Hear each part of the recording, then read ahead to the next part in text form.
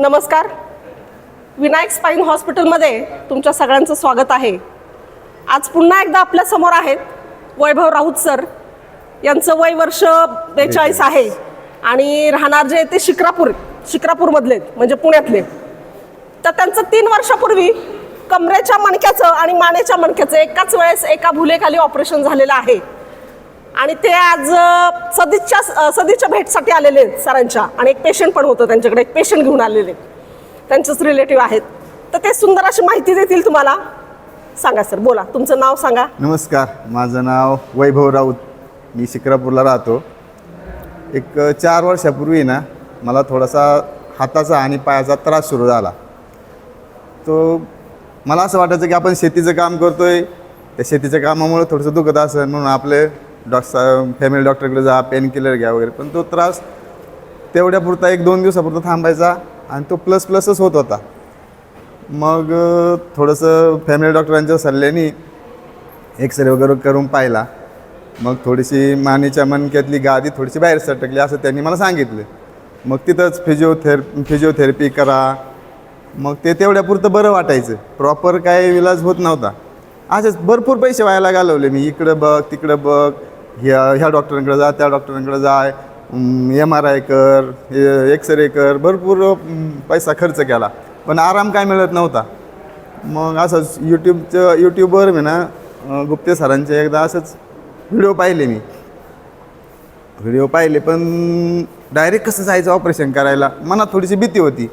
मग न्यूरोलॉजिस्ट गेलो पण तोपर्यंत आजार काही थांबला नव्हता. आजार वाढतच होता की हाताला मुंग्या येणं, पायाला मुंग्या येणं, चालताना एकदम तोल जाणं. नंतर शेवटच्या टप्प्यात असं झालं की पाण्याचा 200 ml चा ग्लाससुद्धा उचलणं मला डाव्या हाताने अशक्य झालं. म्हणजे डाव्या हाताची आणि पायाची ताकद जवळजवळ 80% मी कमी झालो होतो एका बाजूने. आता अशा परिस्थितीत वय तेव्हा माझं होतं 39 वर्ष. संपूर्ण मुलाबाळांची जबाबदारी, आईवडिलांची जबाबदारी माझ्यावर होती. भाऊक झाले ते, त्यांना त्रास आठवत होतो त्यावेळेचा. बोला. म्हणजे ती सिच्युएशन वेगळी होती की मुलाबाळांचं शिक्षण आहे, जबाबदारी आहे, त्याच्यात काय होणार.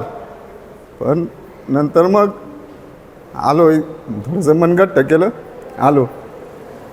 सरांशी भेट घेतली. सरांनी जरा समजून सांगितलं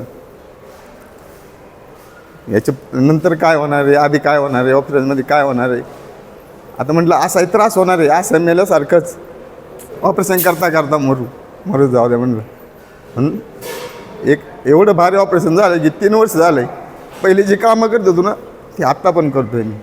कसलाही त्रास नाही, काहीच नाही.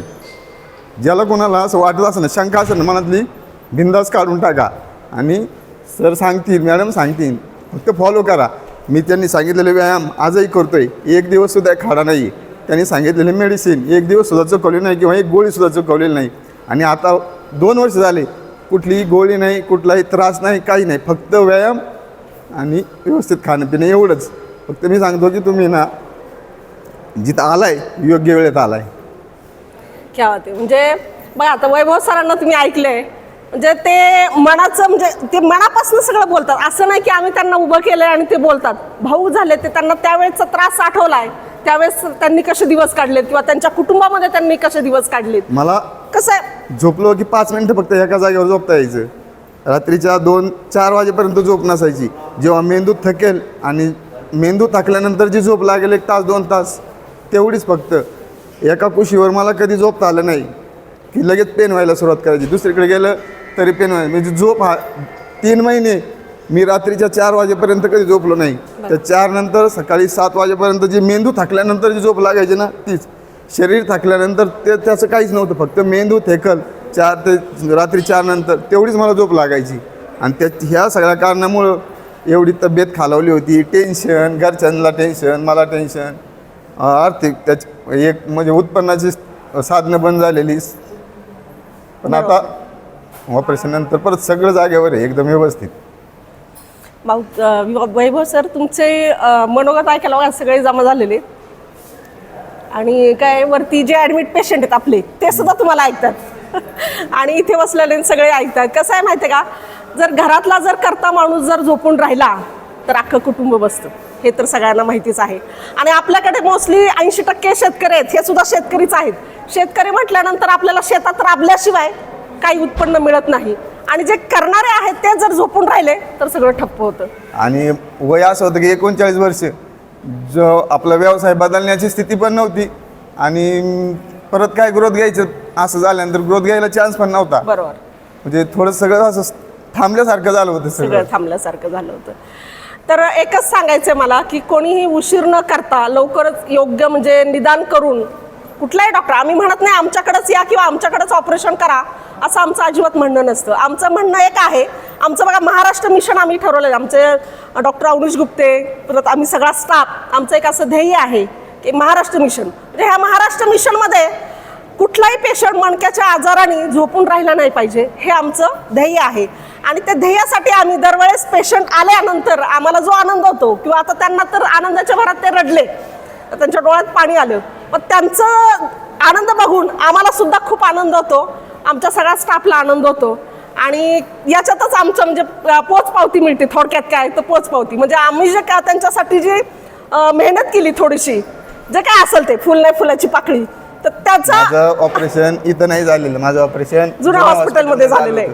त्यावेळेस सुरेखा मॅडम होत्या, रत्न मॅडम होत्या, रत्न मॅडम ऐकत असतील, पिसे सर होते, मुराद होते, मुराद सर होते, प्रमोद सर होते, जो स्टाफ होता. जागा छोटी होती पण स्टाफ चांगला सपोर्टिव्ह स्टाफ होता. आमच्या मॅडम, त्या मॅडमचं नाव काय, यशोदा मॅडम असतील. यशोदा मॅडम जे काय ऑपरेशन झाल्यानंतर जे काय आमच्याकडनं एक्सरसाइज करून घ्यायचे, यांनी करून घ्यायचे, बळत मान पकडायचे इकडून इकडून, अरे काय चालेल. पण जेव्हा बरं वाटलं ना तेव्हा त्यांना खूप थँक्यू म्हणावं वाटतं. बरोबर. आणि आमचा स्टाफ घड्याळाच्या काठावर कधीही काम करत नाही. म्हणजे दुसरं हॉस्पिटलमध्ये जसं आहे ड्युटी फक्त बजावतात तसं आमचं नाही आहे. आम्हाला हेच समाधान असतं की पेशंट आमचा आलेला प्रत्येक पेशंट बरा होऊन गेला पाहिजे. जरी जे आता व्हीलचेअरवरती काही पेशंट येतात, स्ट्रेचरवरती काही पेशंट येतात, ते पेशंट जाताना स्वतःच्या पायावर चालत जातात, कोणाचाही आधार न घेता. तोच आम्हाला खरा आनंद होतो.